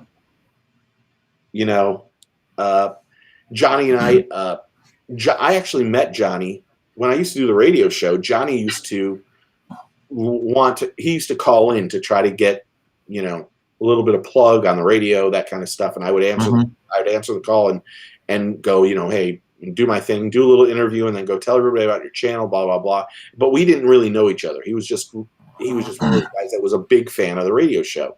And then when I found out that he lived in Claremont, and started watching his channel, I said to him, hey, we should go fishing together. And I have the frog pond where I just caught that turtle. Most of the time, that frog pond is a great place to go topwater fishing. You can catch them on lizards or whatever, but majority of the time, if you bring a frog out there, you're going to catch 10 or 12 or 15 bites. It's just stacked with little bass. So I'd said, hey, you should come to this frog pond. It'd be great to do some collaborations. And then we met, and I think we met and went fishing, and it was like a brother. I mean, it was like when you and I talk. There isn't anything there. You make fun of each other. You have fun. Yeah. But it was always, he would tell me, I'm doing this and this and this and this, and this is how I'm getting so many subscribers. And I'd be like, oh, great. And then I would tell him how I was doing. And then usually we'd go fishing, and he would go one way and I'd go the other way. And then we'd be screaming back at each other at the pond, probably pissing off everybody on how we were doing. But Johnny was one of those guys that he would say to you, I'm coming out there to fish topwater only. I mean, it was all he would do. I would bring DOA worms for him and I would hand him so I get him in like a 100 count bag. When I call DOA and I say, I need black and blue worms, and I need the Cincos, and I need the 8-inch worms. And they send me, I don't even know how many they send me. They send me bags. And then I would hand him a bag and say, you need to fish these. And he would, I'm not fishing a worm ever. And I would outfish him. I bet you I outfished him every time but once, using a worm or a chatterbait or whatever. But he would always religiously use that topwater bait. He'd always have some crazy ass lure that I'd be like, that thing is never going to catch a fish. Like those bird ones that have those weird wings that point forward. Yeah. And then the next thing you know, he'd be catching them in front of me. I'd be like, I can't believe that thing works. But he was just one of those guys that was really honest. He was a motivational speaker. So when you talk to him, he always was trying to build you up. Like it was never about him. It was always about you. Like you would talk to him and he'd be like, Thomas would be in the car and he'd open the door and start talking to Thomas. Thomas, you need to do this, this, and this when you're swimming. And he was just one of those guys that it was all about everybody else but him. And there's very few people like that. I mean, even I start talking to people, and I instantly start talking about Thomas. I mean, I'm just such a proud dad, and we all are. But Johnny was just one of those guys. It was because we fished every Thursday, majority of the time Thursday mornings. It was he and his wife had Wing Wednesday, and it was the only thing he would brag about is he was sure he could beat me at any competition, food cooking wise, for a wing. He's like, I have perfected wings, and I'm like, I'm pretty sure I can beat you. You start that competitive Steve, and I'm right into it right away. So it was really sad to hear that he died, and I know his wife's going through a really tough time. And then today, when she and I talked, she was like, I don't know how to tell not his story, but his followers about what happened. And I said, I can do it and just go through the whole thing. And I did the video, and then she called me, and she was like, this thing ever. I've never heard someone speak so highly of Johnny in my life. And it was a great tribute video. You did a great job on it. It was just a good dude. I mean, he just really was. And I didn't really go through it too much at ICAST or iCovid, because it was a super spreader. He was the only person. He was one of like 6 people that I ever saw that had a mask on, but he had 3 of them on. I mean, and literally every time I saw him, I'm like, "Are you breathing that stuff? I mean, are you getting oxygen?" And he would bust my chops. And then when he went to the Tackle Webs whiteout party, he had 2 masks on there, and he was very careful about making sure that he was trying to stay safe. Dang, that's a shame. So it was really crazy to hear that he got it, and that he passed from it. You said he wasn't vaccinated though, right? Yeah, he was. He was just, his wife wasn't really happy that I put that in there, but she was scared that people were gonna like knock him because he wasn't. And I told her anybody that would, I would delete the comment, and nobody has. Everyone's been very respectful, and there's a lot of people that really enjoyed his channel and really enjoyed him and felt like they knew him because of the videos that he's done. So it was actually a hard video to do. I actually, I don't mind admitting it. I did the first one, and I got a little bit emotional, and I thought, I'm not sure I should post this. So then I went back and redid it, and of course I had a list of things, of notes, and I forgot the notes. So then the second version was much more abbreviated, and it was just me speaking from the heart. That's all it was. Yeah, Alan, he did a really nice tribute video to Topwater John on his channel today, so you can go over there and watch it. The Get Your Fish On channel. Yeah, it was. I didn't know Topwater Johnny, but I did get to know him a little because of you. And he would come on here all the time. Yeah, he'd come on and comment and stuff, and that's all I knew about him. But I was looking forward to getting to know him because I'm going to come down there at some point and fish with you. It's really funny. There's a story that you don't know about him in you. Oh, really? So I don't even remember when you and I talked about doing this. Yeah. And I think we did it one Wednesday, and then the next day I went fished with Johnny. Oh. And he got there like insane early. It pissed me off he got there so early because he fished the corner that I want to fish. And I pull into this place, and he's over in my corner. And I'm like, what? And I said, what time did you get here? So every time we would fish, it didn't matter who was there early. We'd always walk back to where the cars were, and then we'd talk for 30, 40 minutes and then fish. Really, there was probably more talking than fishing in a lot of instances. But we had done the first week of that, and I went, and he was really early. He complained about Steve always arriving late. Yeah, I was always late. I mean, there's probably a little bit of truth to that, Booster. So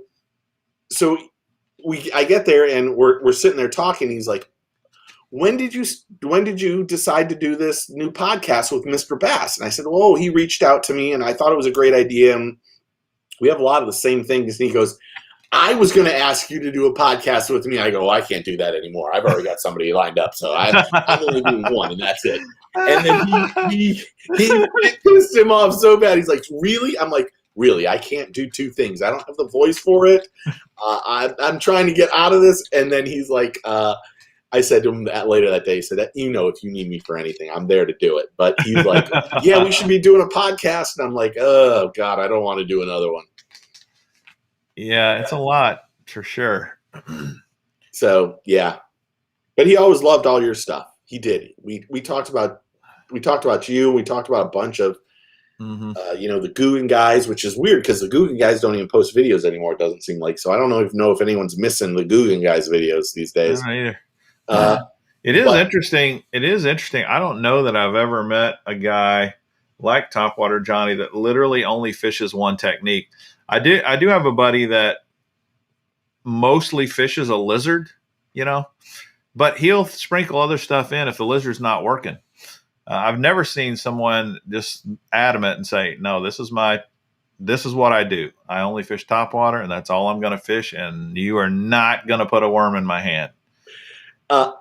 It was today. The guys from Thunderhawk called me to tell me all the new stuff that they have coming out. And I was like, oh, this is great. I can't wait to get it and blah, blah, blah. And they said, oh, Mom, just wanted to say, give my condolences to Topwater Johnny. And I said, the only bait I ever saw him use that wasn't a topwater bait was that soft plastic bait from Thunderhawk. And I said, there's a kind of a funny story behind it. We had went fishing this pond and we couldn't catch anything for 3 straight weeks. A worm didn't work. A lizard didn't work. Nothing. And I was like, there might not, we might be getting the wool pulled over us. There's no way there's bass in this pond. And then we've caught like the biggest bluegill known to man, like a 2.5 pound bluegill. And I said to him, wait a minute, hold on. We might be fishing the wrong stuff. I said, we need to start using that Thunderhawk, Thunderbelly, or like swim baits. So he was like, bring me as many Thunderbellies as you can. I'm like, okay, I'll bring you a bunch. And so the only bait I ever saw him catch a bass on that wasn't a topwater was a Thunderbelly. What do you know? And it was that one day, and then after that, he's like, I'm never using it again. I'm Topwater Johnny. I'm just using topwater. Booster says he did a 12-inch man's jelly worm video. I'll have to watch that because I throw the man's jelly worm. That's a good worm. I gave him those, I think, some time ago. I used to call him and FaceTime him and say, what do you want on this on the shelf here? And he goes, bring this and bring this and bring this. And then I just put them all in a big bag. And then when we got to the place, I just hit the button in the back of the door and he would grab it and put it in his car.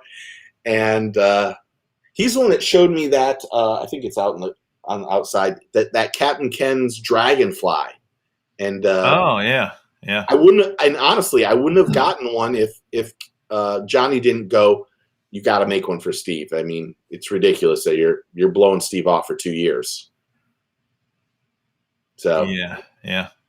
Well, he'll be missed. It's man, COVID sucks. Yeah, COVID does suck. It's really unfortunate. And someone put in, I don't even know where it was. The vaccine won't stop the virus because my grandmother was fully vaccinated and wore a mask, etc., and passed away from COVID. Sorry to hear that, Frank. Yeah, hopefully the vaccine I think the vaccine's there just to hopefully help you. It's not a guarantee. It's obviously it's not a guarantee. And let me make this very clear. I think you agree with this. If you want to be vaccinated, that's great. If you don't want to be vaccinated, that's great too. It is your decision on what you want to do. Absolutely. I don't condone it. I don't miscondone or whatever that is. You do what you want to do. And that's how I feel about it. Yep, I totally agree on that point. And I kind of had mixed feelings about it for a long time. I didn't want to do it, and I didn't think I would ever do it. And then I had some close friends die from it, and I kind of rethought. I thought, no, I think I am going to do this. I'm I'm kind of at that prime age where it seems like a lot of people are starting to impact them big time. And so I went ahead and did it, and I don't regret getting it. Yeah, the reason I did it was so I could be on the so I could go to Thomas's swimming stuff. You weren't going to be allowed on the deck if you weren't vaccinated. So it was a no-brainer for me. Yeah. So I'm kind of the same way. I got it. I survived it. And hopefully it does its job. Yeah.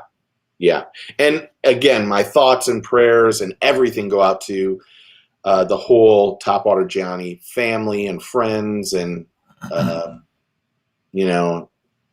it was a rough morning. It was a rough morning. Matthew, I didn't feel bad at all getting the vaccine. I know there have had some people that had some reactions to it. The only thing for me was the first shot, I had a sore arm and I had a little bit of a headache the next day. And the second shot, I didn't feel anything. Not a problem at all. So I think it's just every person's different, every person reacts differently. And so who knows? I felt, I got the shot and I felt bad for about 8 hours. And to be honest, I slept for 6 of the 8. So it was like I just took an extended super nap. And then the next thing I know, I was like, I'm ready. Actually, I had so much energy after it. I felt like something was going, like I was on crack or something. I'm not like I've ever done crack, but I was like bouncing off the wall. I'm like, wow. Holy cow. No. Yeah, I was slightly worried. I'd heard about side effects and stuff, but I didn't have any. I felt fine. Yeah. Anyway, it was, like I said, it was a rough morning, and I know he's up there he's fishing right now. He's fishing with the man, topwater fishing. That's for sure. That's for sure. Absolutely. Well, our prayers are with his wife and his family, and man, golly, I just hate the thought that she's got to go through that now. Yeah. Just terrible. Yeah. You don't wish it on anybody. No. You really don't. It's a sad thing, and I don't even know what to say. It was like I said, it was tough. And then making the video was kind of like, oh my gosh. Yeah, you could tell that. I think that's why the video was so good. It'd have been different if it'd been somebody like us like me that don't really know him. But the fact that you had a personal relationship with him, I think really meant a lot. Yeah. BB Outdoors says hello, Bass Box Outdoors, our boy. Yeah. How's it going, man? So we were going to talk about fall transition, but next Wednesday would be great. What topics do we want to talk about? Can you send me an email on details? So do we want to push Ott to 2 weeks and do Edwin next week? Yeah, for sure. Let's do that. Okay, Edwin's next week. Awesome. And I don't think he can get much better than Edwin. No. Edwin Evers, come on, dude. He is the man. Yeah, that'll be fun. I definitely am excited about that. That should be a good show. So tell me because it seems like I've talked for a lot tonight. Tell me what's going on the channel in the next little bit. Any unboxings? Yeah, I've got my lucky tackle box showed up. I know you guys want to see what's in that. Oh, I so badly want to see what's on that one. Yeah, I'll give you a little teaser. Woo! That's so hold on. So that they're still in business? Yeah. I got this in the mail. I can't tell. I got it in the mail, so they're still shipping. And I got my 2 6-cent sacks. I'm sorry that they're late because of the stupid camera deal. I got to figure a solution out on that tomorrow. I also bought, and I'm going to do an unboxing and a rigging video of this thing here, the 10,000 fish fishing kit. I like kits. And so I was like, I wonder what's in the 10,000 fish fishing kit. I haven't opened it yet, so I don't know. But I'm going to do a video on that. I've also got a really cool backpack that one of my buddies on the channel sent me to do a video on. I'm going to do a video on that and then send it back to him. I also did a video on the Biospawn Essentials Kit. Really? And, what's in that? You'll have to watch the video to see. It's pretty cool. That one I've never heard of. Yeah. So that's kind of what I got going on this week. And I changed from Monster Bass for 1 month of Rush Tackle, and I'm not sure I made the right decision. Yeah, I haven't tried Rush Tackle. That's a new one I need to try. I'm still waiting on the Hendrix to show up. And then I've got some unboxing videos. I've got some Tackle Warehouse stuff that I need to do an unboxing video on. And I've also got some swim baits that I need to unbox. I'm going to do a video on that. So just humor me here. Didn't you order the stuff from Tackle Warehouse? So you kind of know what's in the box, don't you? Yeah, I know what's in that. Yeah. And I know what that is. I ordered that stuff. I bought that stuff for me. But I'm going to do an unboxing video on that because the guys love to see that. I'm still waiting on your box to show up. I'm going to do an unboxing video on that when it gets here. And seems like there was one other one I was going to do. Can't remember what it was now. But anyway. What if you have you opened up any of those ones like Lucky Tackle Box? Have you looked at all at Lucky or any of those ones? No, yeah. I haven't. No. Yeah, You're just dying to know what's in there. I mean, I was told on Monday that they were in business, and now that you're getting it, I know for a fact they are in business. All right, let's crack it open. Don't do it on my thing. Frank said Rush Tackle scammed me. That doesn't make me feel very good. Sorry, Frank. Okay. All right, I won't. I'll kind of just do this number. All right, they've still got their Lucky wrapping paper along with their Lucky sticker, and they've got. All right. Show us one bait. Okay. What do you think the best bait in there is? All right, let me look here. No, wait a minute. Don't show us the best because that'll ruin some of the suspense. How about showing us the one you think, maybe not the worst, but you're not happy with? Okay. I think because then everything can be pot up from there. Do you know what I mean? All right, here's one I'm definitely not happy with. If it's Lunker Hunt, I agree. No, it's Producto. Oh yeah, they've pulled this crap before, and these things are old. And part of why you know they're old. Look, the packaging's starting to curl up. The print on the label's fading out, and we know about Producto. They're just not. Yeah, what you'd call.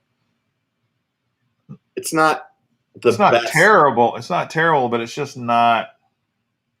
Yeah, it's not a real quality. Smells interesting. It's scented. They used to be made in Sanford, right next to me. Super soft, high floaters. It's not that they're necessarily bad. It's just I know they're old. They're old. These are not. Let's see. So there's two soft plastics in here, and then there's some swim baits. Oh, okay. And then soft swim baits. Then there's two hard baits, and then there's a jig and some net heads. Okay, well, it sounds all right. Almost everything in this, it just looks like. It's like my. Oh man! Hey, I'll tell you what. If you're down on Monster Bass, just start getting Lucky, and you're gonna love Monster Bass. Yeah, you'll really love it. Lucky is so much better. I mean, Monster Bass is so much better than Lucky. It's not even close. Alan asks, do they put the best baits in there, Steve? No. They don't even put. It's like these ones. I got these ones off Amazon. What the hell? I canceled Lucky. That's how bad Lucky is. I canceled Lucky, and I don't know how many more I'm getting. Maybe this might be my last one, but they're terrible. I got these two, those two, and this one that really looks like. Oh my gosh! This looks like the Monster Bass one. It looks a little fatter, though. Yeah, it is a little fatter, a little bigger mouth. I got all of those from Amazon for $7.99. Oh. And I can tell you, they don't swim upright. They swim like this. Yeah. Jeez. Hooks stink. But at some point in time, that's a video I'm not even sure. Matthew's right. It does kind of look like a Pop Max. That's what I was thinking. There's certain videos that just take too long. Backpack. What is this? Nathan says, yeah, so, it was. Texas Huntsman's like, you got to show us the lures. Show us the lures. Yeah. Man, I got to keep some suspense because. Yeah, you got to do that. I might be the last person on the planet that gets Lucky Tackle Box. Who knows? There is so much truth to that. Oh, man. They only have 5. Hey, look at Alan. That popper is from Repainto. Yeah. That's a good name for a lure company. The best thing about this $7 thing is the package that the lures came in. Repainto lures. Wow, you even get a tackle box with those lures, man. That's high class. It says made in China. Like I was questioning where they were made from. Yeah, that's a shock. Guys, I am designing a swim bait for Monster Bass. Any requests for things that you guys would like on it? It'll Interesting. Be Good It's luck going to be that. a multi-jointed. Hey, dude, if you want to know what I think is just an absolute amazing multi-jointed bait that I would duplicate if I could figure out how to do it, is the Mike Bucca baby bull baits. Those things are amazing. The problem with trying to duplicate that is there's no way you could come up with something as good. I mean, not insulting you, man. I just think he has perfected that lure so well that it would really be hard to duplicate it. But something along those lines, man, I think is just awesome. There's a couple good. There's some swim baits out there that are really, really good. I mean, Patrick made one years ago that was unbelievable. I don't even know the name of it. He has another one coming out soon that could be pretty spectacular too. Those are like the what are you laughing at?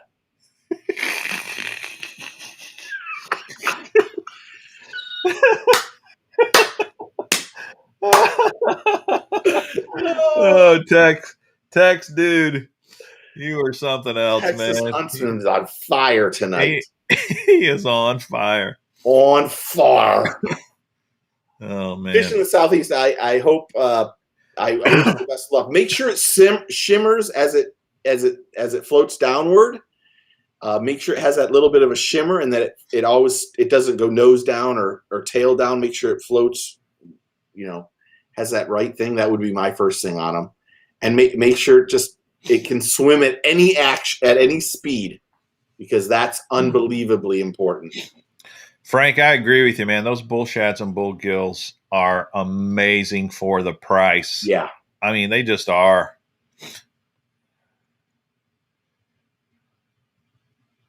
Okay. Yeah. H2O I'm not sure what Mark's asking. He wants a hat. A Mr. Bass hat? Yeah, he's a bat guy. I need to get some Mr. Bass hats made. I'm going to do that. Don't tell Rick I asked you guys. I'm going to get in trouble. Yeah, you don't. We spent 45 minutes on the phone the other day, and I think it was Well, I don't know how well. In my opinion, it wasn't. I was happy to see they made the change on the website, but I just gave him my opinion. Yeah, I mean, I really have no issues with Rick or Monster Bass, either one. I wish him the best. I think he's, like you said, he's a marketing genius, and some of the stuff he does. I honestly believe there is nobody in the subscription business that is better connected to his customers than he is. I mean, he's always online and connecting through social media with his customers in a way that I don't think any other company owner is doing in his segment. There can be a problem with having too much of that, though, because being proud and of the product that you're putting out is wonderful, but sometimes you're so invested in that product that maybe you don't see it. You can't. It's like your child. Your child never does anything wrong. Yeah. But really, your child's smoking crack in the back of the room and buying and up women. So there is sometimes you got to take a step back and go, you want to know, maybe I need to look at what's going on, because truth be told, he caught a lot of grief from my video. He mentioned it to me. He said there were companies that came to him and said, hey, something needs to happen here. I will say, I had 5 companies come to me, and I had 9 of his pro staff direct message me and say, look, this is what's going on. And pretty much I told most of them, I appreciate it, but I don't care. What happens in there has no effect on my opinion of what's in that box.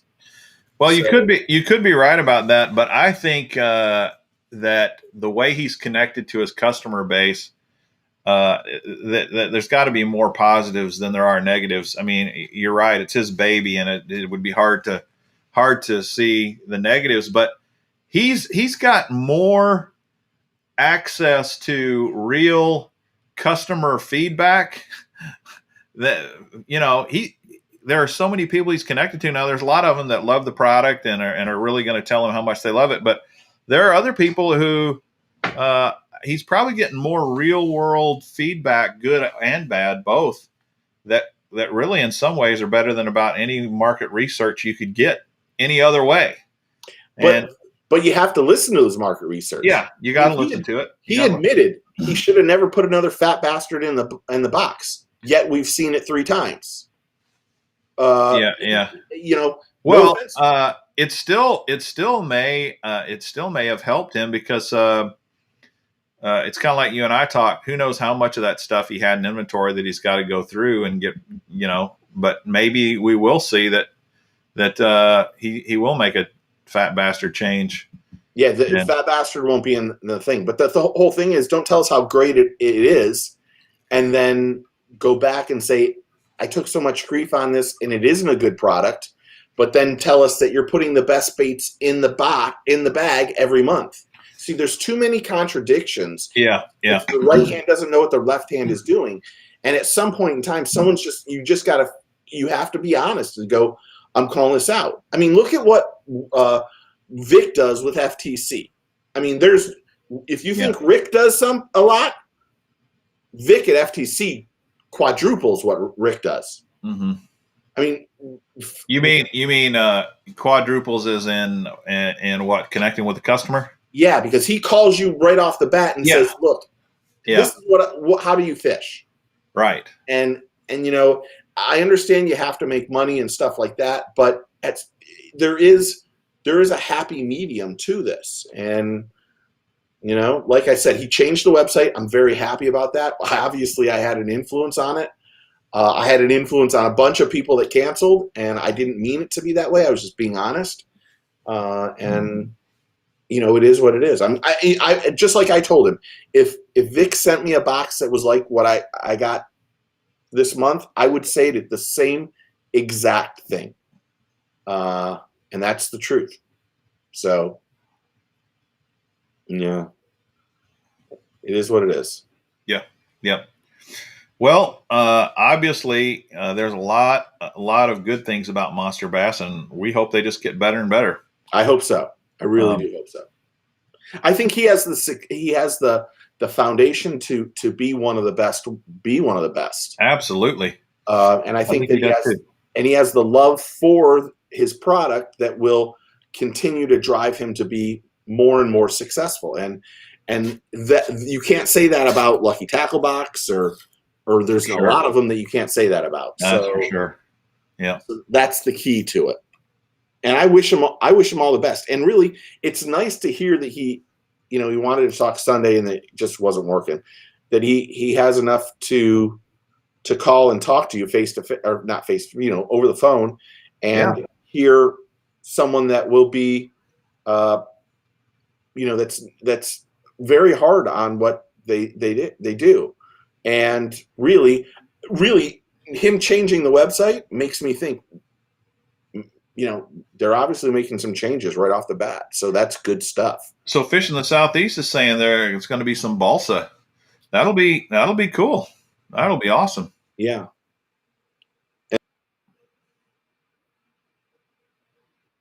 And I think they're about to go into Walmart and a whole bunch of other places. Oh, are they? Yeah, I'm under that impression.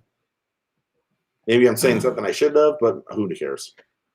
Well, I think the point you made earlier, though, is a good one, and that is once we start seeing some of their products sold places other than just their own website, that's going to make a difference. It's going to change the opinion, I think, of a lot of people. Yeah, that will help drastically. Having it someplace like Tackle Warehouse and those kind of things. I think, though, I hope that Fishing the Southeast is creating the bait from start to finish, and that would be wonderful instead of just going, I want that lure and I want that lure in a different paint job.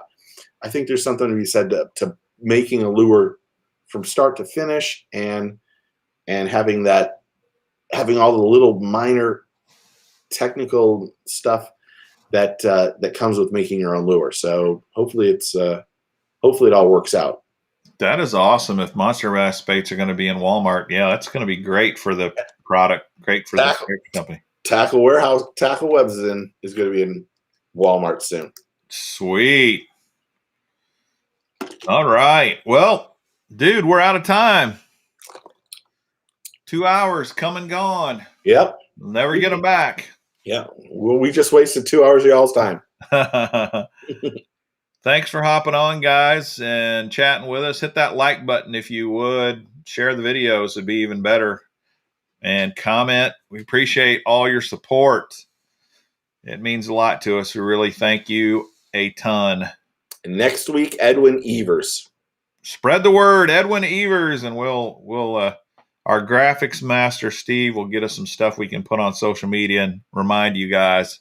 Yes. Hopefully have E squared out. That's going to be great. In fact, I want to think here for a little bit, Steve, on some things we could ask him to be prepared for.